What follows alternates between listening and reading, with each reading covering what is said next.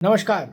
उत्तर प्रदेश में कल भारी तनाव और बवाल के बीच 9 विधानसभा क्षेत्रों में उपचुनाव के लिए मतदान संपन्न हुआ।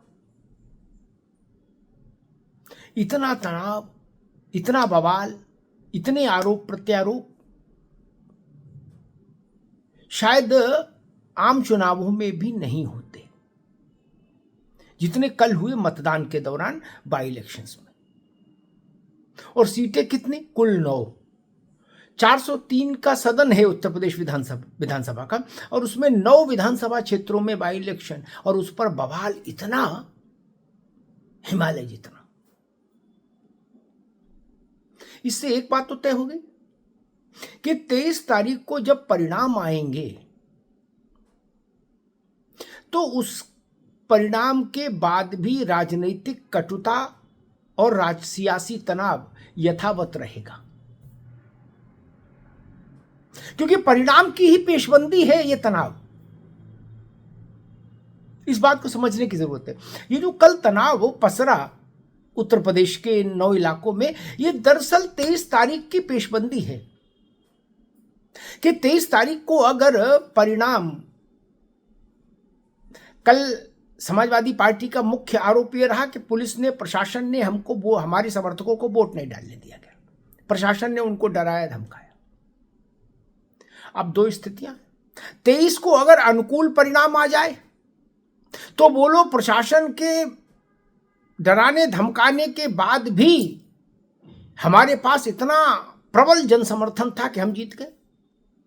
और अगर गड़बड़ हो जाए, बात बिगड़ जाए, तो ठीकरा दरोगा के सिर फोड़ दो, कहो भाई दरोगा बंदूक लेके खड़ा था इसीलिए हमारा वोटर नहीं आया, नहीं हमारा वोटर आता तो हम जीत जाते। इसलिए ये उसकी पेशबंदी लग रही है। एक और भी मेरे ख्याल से अनहोनी घटना घटी, उसको आप इलेक्शन कमीशन की सक्रियता कह सकते हैं, और विपक्ष की शिकायत को लोकतांत्रिक परिदृश्य में कितनी गंभीरता से लिया जा रहा है, कितनी संजीदगी से लिया जा रहा है, आप उसका एक प्रमाण मान सकते हैं। वोटिंग के दौरान 10 से ज्यादा पुलिसकर्मी निलंबित हो गए विपक्ष की शिकायत पर। इससे पता लगता है कि इलेक्शन कमीशन ने किस तत्परता के साथ, पारदर्शिता के साथ, निष्पक्षता के साथ मतदान कराया कर। आपने ऐसा कहीं सुना कि वोटिंग के दौरान 10 से ज्यादा पुलिस अधिकारी, कर्मचारी निलंबित कर दिए गए हों? इधर शिकायत हुई, उधर वीडियो डाला है तो खट से निलंबन। ये हुआ कल उत्तर प्रदेश में। और उत्तर प्रदेश में कल एक और भी घटना घटी, एक आरोप और भी उछला है। वो आरोप बहुत गंभीर है। करहल में भारतीय जनता पार्टी ने आरोप लगाया कि समाजवादी पार्टी के समर्थकों ने एक दलित परिवार की किशोरी की हत्या कर दी, सिर्फ इसलिए कि उसने भारतीय जनता पार्टी को अपना समर्थन और वोट देने की बात कही थी। ये आरोप बड़ा है, गंभीर है, और ये दलित और समाजवादी पार्टी, इसके बीच जो एक रिश्ता बना था लोकसभा चुनाव के दौरान वोटों का, उस रिश्ते को डेंट लगा सकती है ये घटना, क्योंकि दलितों में इसकी प्रतिक्रिया स्वाभाविक है। इसलिए भारतीय जनता पार्टी इस मुद्दे को पूरी पूरी जोरदारी से उठा भी रही है। कल उप मुख्यमंत्री ब्रजेश पाठक, प्रदेश अध्यक्ष भूपेंद्र चौधरी, सब लोग इसी मुद्दे को लेकर मैदान में उतरे। इस चुनाव कल के मतदान में एक चीज और भी दिखी। कांग्रेस तो ऑलरेडी बाहर है, बसपा भी कहीं लड़ती नहीं दिखी ना। सब जगह लड़ाई सपा वर्सेस भाजपा, भाजपा वर्सेस सपा। तो क्या दलित वोट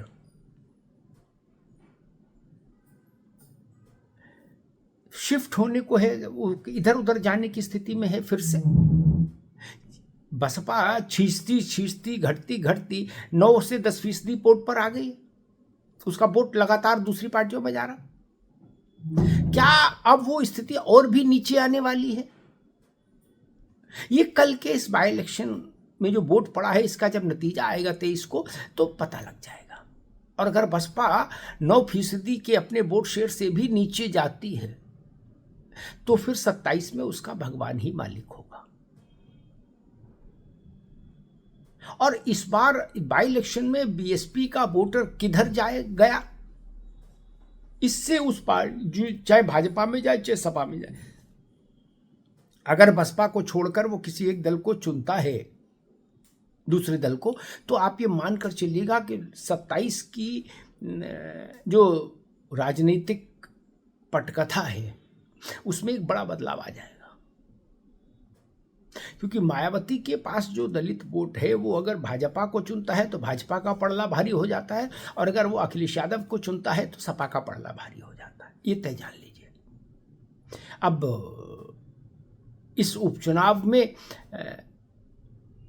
एक चीज और साफ होनी है, वो साफ होनी है कि अगर समाजवादी पार्टी कांग्रेस के बिना किसी सहयोग के अच्छा प्रदर्शन कर गई तो 2027 के विधानसभा चुनाव में समाजवादी पार्टी कांग्रेस को अपनी शर्तों पर लाकर गठबंधन करने के लिए मजबूर करेगी कि जो हम कहें वो मानो, जितनी सीट दें उतने पे लड़ो, चुप बैठो। और अगर समाजवादी पार्टी अच्छा प्रदर्शन नहीं कर पाई तो उत्तर प्रदेश में कांग्रेस का मनोबल बढ़ जाएगा। फिर कांग्रेस के नेता समाजवादी पार्टी पर सवालों की बौछार करेंगे और फिर एक प्रचार ये होगा कि बिना कांग्रेस को साथ लिए अखिलेश यादव उत्तर प्रदेश में बाई इलेक्शन जीतने चले थे और नहीं जीत पाए। तब 27 में अगर अखिलेश यादव को गठबंधन रखना है कांग्रेस से तो उनको कांग्रेस की बात सुननी होगी, उसकी कुछ शर्तें माननी होगी। देखिए कितना छोटा सा बाई इलेक्शन है, 9 सीट का, लेकिन इससे चीजें कितनी तय हो रही हैं ये जान लीजिए। और प्रथमता और अंतिम रूप से जो सबसे बड़ी चीज तय होगी वो ये तय होगी कि योगी के माथे रोली चंदन या अखिलेश यादव के माथे रोली चंदन।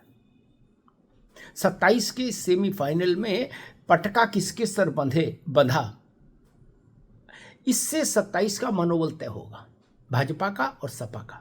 इसलिए मैं शुरू से कह रहा हूं कि ये उपचुनाव योगी वर्सेज अखिलेश है, भाजपा वर्सेज सपा, योगी वर्सेज अखिलेश। ये लड़ाई है, मायावती भी नेपथ्य में है, कांग्रेस भी नेपथ्य में है। 2 पार्टियां, 2 चेहरे, उसके बीच में लड़ाई, और जनादेश ईवीएम में बंद हो गया। धन्यवाद।